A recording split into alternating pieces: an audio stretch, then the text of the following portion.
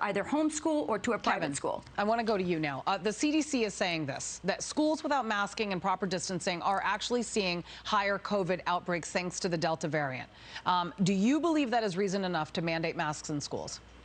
Absolutely, I do. I'm not a parent, Julie, but I know you have 3 kids. Rachel has a whole basketball team of kids, and I want to do all that I can to protect them, especially those kids under 12 that aren't eligible for the vaccine at that point. So if the CDC has guidance, has scientific backing, as Dr. Walensky talked about, I want to do all that we can to protect those children. To Rachel's point, 1% of those kids are still a lot of kids in this country that are dying from this virus or getting very ill. And again, I understand there should be special carve-outs for special needs children. I know that development is certainly taking a hit with these kids. It breaks my heart. But the key thing is we've got to keep these schools open. And the fact that we're talking about masks, I think, is also a distraction from the fact that we saw 14 million Americans get their first dose of the vaccine, the celebratory news of Pfizer coming out with full authority by the FDA. We need to focus on vaccines and not get bogged down in the politics of these mask discussions. All right, we're going to move on to... But can I just say, you can't have it both ways. Does the vaccine work? Because the teachers were at the front of the line to get the vaccines. It absolutely does. And unfortunately, we're seeing breakthrough cases because of that. So if the vaccines work, then why are you worried about children being unmasked? I'm worried about kids under 12 that don't have the vaccine, Rachel. Yeah. But the kids survive COVID. They don't die from COVID. It's very, very rare. Rachel, I hate wearing a mask, but if it saves one kid under 12 that doesn't have a vaccine, I'm going to do it. They're more likely to get hit by lightning or die on their way to school. This safety thing doesn't make any sense. It doesn't. For people who claim to be following the science, this is not making any sense to parents. They're also not exempt from getting it. Let's give parents choice. Yeah, I mean, I'm sorry? It's the argument of parents' choice versus government. And if you don't want the government telling you how to run your children, then I get Rachel's point. I understand both sides, but we do have to move on. We want to talk about this. Democrats are getting more nervous by the minute as the midterms approach, all because of crisis after crisis after crisis the Biden administration is facing, some of them self-inflicted. There was the Afghanistan debacle, the aftermath of Hurricane Ida, the rise in COVID cases, and the mess at the southern border. None of this helping the president when it comes to the polls. His kind of approval on what happened in Afghanistan, is really quite low. But remember, he's also getting low marks on immigration. Those sky-high marks on the virus were coming down. Look, if I were him, I would have moved this bipartisan infrastructure bill and gotten it across the finish line, or do it now, because right now all of his major things are looking quite negative. And recent headlines show just how much all these crises are raising alarms among Democrats.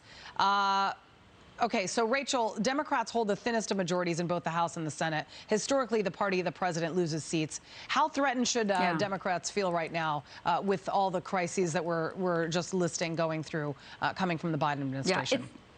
It's going to be a bloodbath in November, and I suspect in the presidential election in 2024 as well. This is a debacle for him, and it's not just the southern border and all the things that you mentioned. Remember, this president was sold to us as the consoler in chief. Could he have failed more when those heroes came to Dover Air Base with those parents there looking at his watch, talking about Beau Biden when this had nothing to do with Beau Biden? This was about those young men and women who died because he had a deadline, a fake PR deadline of September 11th, and looking at his watch. I mean, all of this was just so unbelievable and callous. So you add that, this presidency is done. He's a lame duck, and frankly, he's fading fast. The question is, how soon will Kamala take over? Kevin? Yeah, to Rachel's point, the president isn't fading fast. We've had a really difficult couple of weeks and months, obviously with the rise of the Delta variant, the heartbreaking images, the losing 13 American service members, 18 wounded on the ground. That certainly, obviously, through the political lens, and I hate to do that through the political lens, has taken effect, obviously, on the president's approval rating. But the midterm elections are 433 days. Last week. Extraordinary success of this mission was due to the incredible skill, bravery, and selfless courage of the United States military and our diplomats and intelligence professionals. This is Outnumbered. I'm Kayleigh McEnany, and here today my co-host, Emily Compagno, anchor and executive editor of The Story, Martha McCallum, Fox Nation host, Lara Logan. No Agenda is her show on Fox Nation. And in the center virtual seat today, co-host of Fox and Friends Weekend and Fox Nation host, Pete Hegseth. President Biden is now facing a crisis of confidence in his ability to serve as commander-in-chief because of the overwhelming negative fallout from the botched Afghanistan withdrawal. But he is refusing to acknowledge any mistakes, zero accountability, even blaming former President Trump and Afghan soldiers for the mess, repeating his claim that no one could have foreseen what would have happened in Afghanistan. The assumption was that more than 300,000 Afghan national security forces that we had trained over the past 2 decades and equipped would be a strong adversary in their civil wars with the Taliban. That assumption that the Afghan government would be able to hold on for a period of time beyond military drawdown turned out not to be accurate.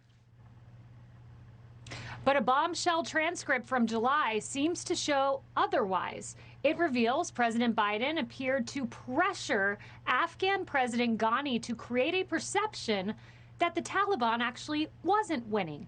He told him to lie, in essence. As he explained to Ghani, I need not tell you the perception around the world and in parts of Afghanistan, I believe, is that things are not going well in terms of the fight against the Taliban. And there is a need, whether it is true or not, there is a need to project a different picture. Emily, over to you. Pete, how can this be an extraordinary success when 13 service members were killed and Americans have been left behind? Well, of course it's not. And the White House has been asking us to not believe our lying eyes, not believe the evidence laid bare before us of chaos, of retreat, of weakness, and now of total duplicity, of lying. I mean, this phone call is a bombshell. It is the evidence that they never wanted us to know, that they knew precisely how quickly this could unravel. They knew their decisions would contribute, like closing Bagram Air Base, to that unraveling. And as a result, things could happen a lot more quickly than they say no one imagined. They knew. You know what assumptions? He talked about assumptions. We talk about this in the military. You know when you assume it makes you-know-what out of you and me? They made asinine assumptions that were not based in reality. Now they're lying about it. And this opening of his speech was deceptive. He said only the U.S. had the capacity to do something on this scale, 124,000. You know what that means? Only the U.S. had the capacity to not have to make it end this way. Of course we could have chosen a different route. And then he debated a straw man for almost the entirety of his speech, as if you had to choose either leaving or escalating. It is not whether we leave, Mr. President. We all knew we were leaving. It's how you leave. And we've seen the chaos, we've seen the casualties, and now we see it's not really leave no one behind. It's just the only 10% can be left behind, or 5%. And that's why vets have mobilized to pick up where DOD and the White House has utterly failed the American people and really shocked our consciousness of what our leaders are willing to do to lie to us before our eyes. And Martha, the media is certainly not unequivocally supportive of the president's rhetoric. The Wall Street Journal writes today, quote, President Biden's accusatory, dishonest defense of his Afghanistan withdrawal was unworthy of the sacrifices Americans have made in that conflict. Your thoughts? You know, I think that's a very interesting op-ed in the Wall Street Journal today. I suggest that everybody read it. It's called A Dishonest Afghanistan Accounting, and it really goes point by point through the president's speech yesterday. And I'm really struck by the irony in this recounting of the discussion that President Biden had with the president of Afghanistan, Ashraf Ghani, because basically he was saying, you know, make it seem like the Taliban's not winning. And I feel like that's his policy now. That's President Biden's policy now. Make it seem like the Taliban didn't win. Make it seem like that while they're waving their flags and wearing our uniforms and using our rifles and walking through our hangars and getting into our planes. Make it seem like the Taliban didn't win. And the other thing I want to say about that is that, you know, the discussion with Ghani is really, there are so many layers to that, because essentially he's saying, you should have stood up. We expected more from you. But by the same token, we had withdrawn all of our air support, which was really the only advantage that the Afghan military ever had over the Taliban. So we had withdrawn our air support, we had withdrawn our contractors, and we knew that Pakistan was continuing and emboldening its support of the Taliban, which would make it pretty much impossible for the Afghan army to stand on their own. So to pretend like they were surprised is really disingenuous. Laura, are our allied relationships permanently damaged? Yes. I mean, for the moment, if the American people allow the Biden administration to represent them in this way, then they are permanently damaged. Because already, you know, when you're talking about the neighboring countries and people are going to them for assistance with refugees, they're saying, we don't trust you. You're going to Afghans who are fighting right now, and they're saying, we don't trust you. And, you know, I want to address something that Martha touched on, and she is absolutely right. It's really, really important for all of our conscience, for the moral conscience of America. It's very important to correct the record here. The Afghan forces didn't just collapse. As Martha said, they were always dependent on U.S. air support. But I will say the Afghan Air Force was actually doing a phenomenal job. The problem is the way it was set up with the U.S., it had American contractors. And when they pulled the American air support, they didn't just take that. They also took all the contractors that kept the Afghan Air Force in the skies. They cut those supply lines and logistics lines. They knew that there weren't adequate logistics lines in place, and they took everything at the same time. So what you had was this, you know, a catastrophic collapse of really the backbone of the Afghan military. And then don't forget, you know, the morality, right? The morale of the Afghan forces. When you've been fighting and losing, you know, dozens, sometimes hundreds of soldiers in a day for 20 years straight, for the Secretary of Defense of the United States, Lloyd Austin, to say you can't buy willpower. What army in history has ever gone out day after day after day for 20 years and taken that casualty rate? None. I can tell you, speak to military experts, they'll tell you none. And what people really don't understand about what the President and the White House are doing is that this is a band of brothers for many American soldiers, especially in the Special Operations Forces. And you just took that band of brothers and you ripped it apart and you said, don't help them, leave them to die. And then you gave all the records, the lists, the biometrics, the names of their families, and you gave that to their enemies to slit their throats. And Kaylee, at the heart of the conversation between President Biden and President Ghani, we're now learning that our president encouraged him to lie. Yeah, I want to hone in on what a bombshell this is. You have the President of the United States, the Commander-in-Chief, in a July phone call saying to the Afghan President Ghani, whether it is true or not, I want you to say, in essence, in this part I'm paraphrasing, that the Taliban is not doing as well as common knowledge or as what's being reported. He's telling the Afghan president to lie. This comes as we piece together some of what I brought to you last week, where John Radcliffe said, I warned that if there's no peace accord, the Afghan government will crumble in days, warned during the transition. Rick Grinnell told me last week that in May of this year, there was intelligence saying that the Taliban was on the march. So think about this. President Biden has this intelligence. The Taliban's on the march. He's telling the Afghan president to lie.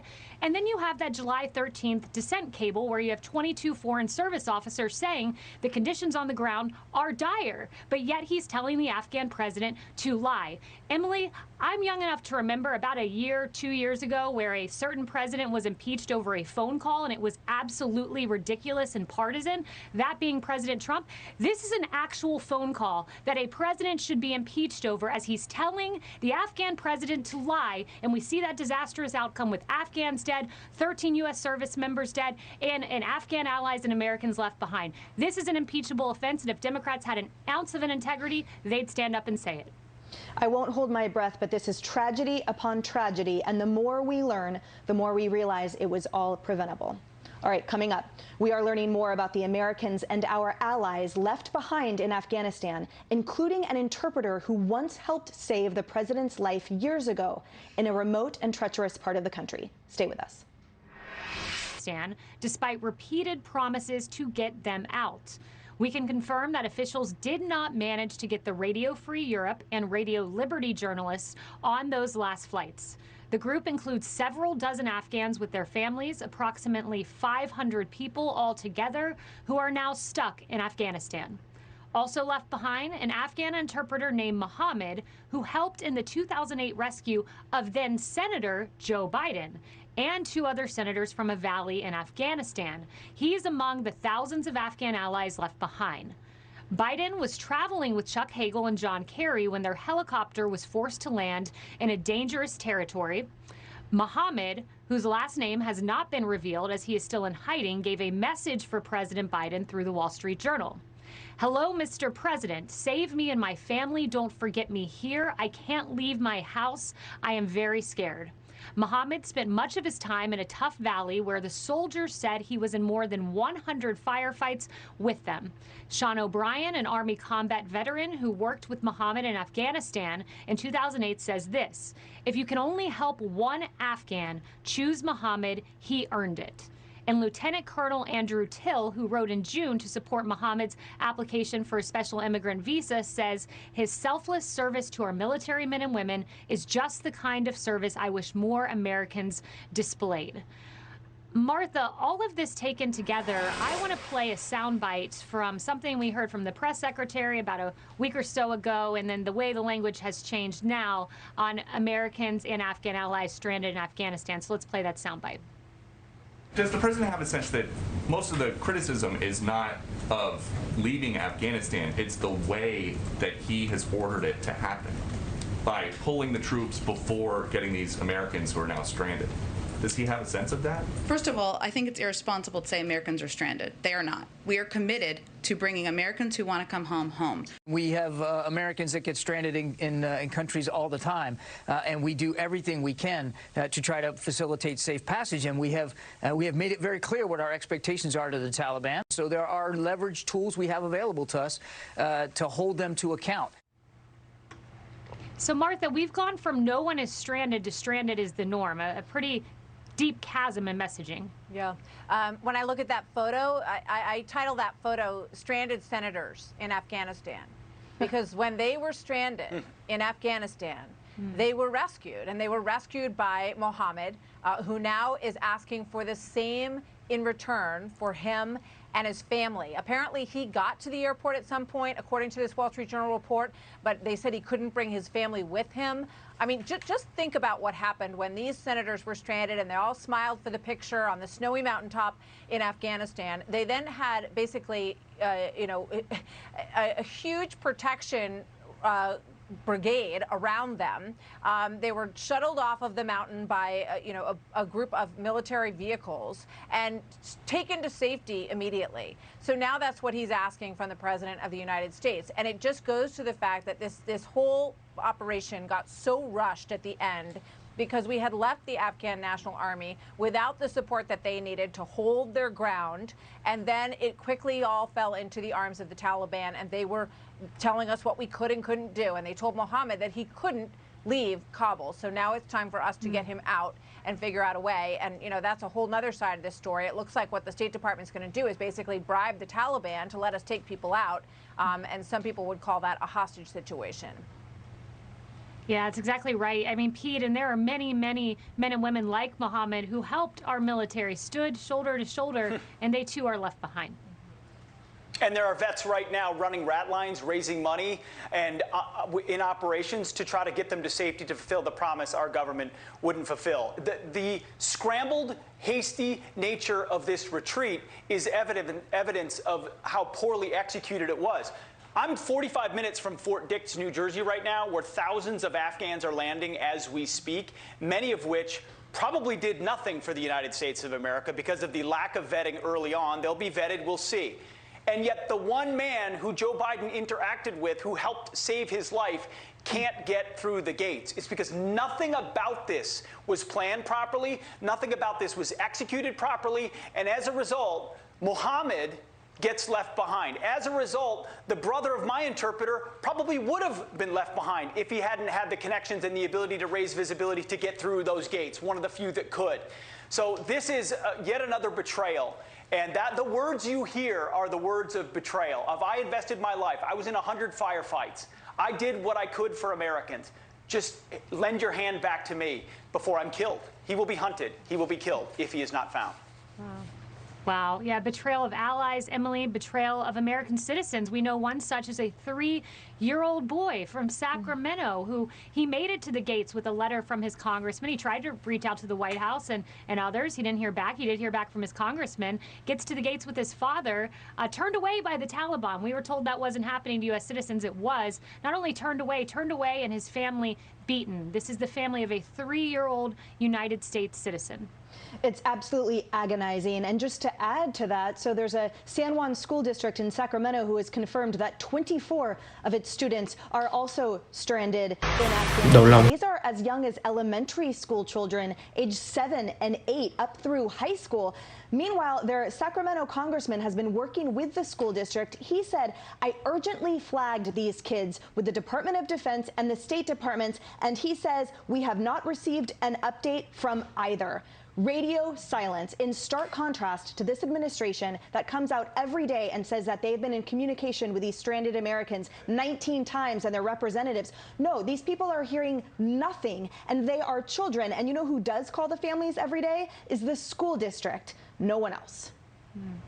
And we know that the administration, it seems, views these not as people, but as percentages, Laura, because Biden's saying we got 90% of Americans out, as if it's good that 10% were left behind. The White House transcript has updated that percentage, so we really don't know how many Americans have been left behind. But these aren't percentages. These are people, and no man or woman or child, Laura, should be left behind. Yeah, you gotta love those like sort of linguistic jinjitsu, right? Something like that they're trying to do with the numbers there to hide the fact that they have just abandoned all these people. And there's a couple like really important points here, is that, you know, you literally have Special Operations soldiers and the acting president of Afghanistan fighting in the Panjshir Valley. Those were our allies until a couple of weeks ago.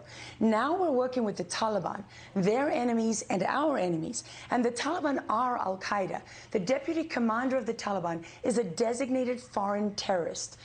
Siraj Haqqani. So we've been negotiating with terrorists, and no one on the Republican side or the Democrat side is talking about the fact that we've been breaking the law. But what they are talking about is taking U.S. taxpayer money and giving that to the Taliban.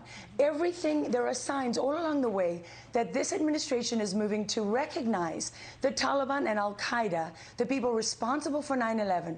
They're going to recognize them as the legitimate government of Afghanistan, and they're going to give them aid and all the power that comes with that. And that is absolutely devastating, not just to our Afghan allies, but to every American, because it puts every one of us at risk. And this country is in serious trouble right now.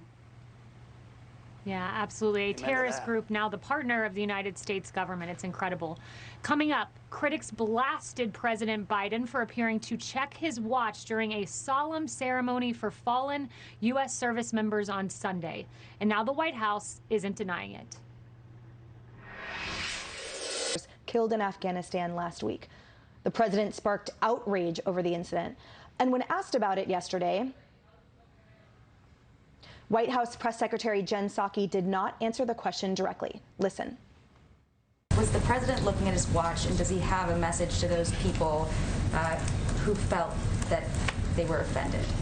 Well, I would say his message to all of the family members who were there, those who were not even in attendance, is that he is grateful to their sons and daughters, the sacrifice they made to the country, that he knows firsthand what it's like to lose a child. Kaylee, one of the worst parts about this is the fact that this hideously disrespectful behavior by Biden is not new. It's not. A translation there from Jen Psaki. Yes, he was looking at his watch, because otherwise she would have denied that. That comes in line with the Washington Post reporting from Mark Schmitz, a father, who said that Biden bristled at him during that same encounter when the father said, "Let's focus on my son," as Biden repeatedly brought up Beau rather than his own son. But you're right, Emily, this is not new. General Keith Kellogg reached out to me and he said, "Kayleigh, it's curious to me that in 8 years, Vice President Biden only went to Dover one time." And I said to him, "Is that out of the ordinary?" He said, "Yes. Vice President Pence went, maybe 10 times on his own, often accompanied President Trump to these very solemn occasions. They took time. They spoke to the families as long as they wanted to." And Lieutenant General Keith Kellogg said, "I also seem to remember Vice President's visit to Dover being a bit of a controversial one." So I went back and looked, and the Washington Examiner indeed has a report on that. It was a 2016 dignified transfer of Tyler Ubelt, age 20. He died of a suicide bomb in Bagram. I believe we have an image right there of Tyler Ubelt coming home to America. The parents were not too happy with the exchange they had with then Vice President Biden. Apparently, he said to the widow, "You're too pretty for this to happen to you," leading the dad to say, "It was a horrible conversation. It was a horrible experience. I left there feeling worse than I did before he walked through the doors." And revealingly, the mother said to him, "How can we make sure this never happens again?" And rather than giving an answer that would please her or please really any of us, he instead diminished the chances of success in Afghanistan as this family waited on their son's remains to come home, leading the mom to then say this: "He's second in line to the presidency. He could potentially be our leader any day, and he doesn't even know why we are in Afghanistan." Wow. That is disgusting. And Pete, you would think after 50 years in government office, how does this person not understand the importance of optics at a minimum, let alone empathy? You would think. This is also the guy that ends every speech with, "And God protect our troops." And when he had a chance to protect our troops, he didn't. And then when he had a chance to go to the airfield and honor them, he didn't. In fact, you talked to the parents that were there said he didn't check his watch once. One of the fathers said he checked his watch every single time. After every single non-salute hand over his heart, he checked his watch, which is why many of them walked out. And then he talked about Beau Biden. And everyone thanks him for his service, and everyone regrets that he died of cancer. That's different than dying in combat. That's different than not getting answers. And the fact that he's incapable of providing that kind of empathy as the guy who was supposed to be the empathy in chief, it shows you what an empty suit Joe Biden is. Martha. Well, we've heard from a number of these families, and I'm sure some of them feel differently.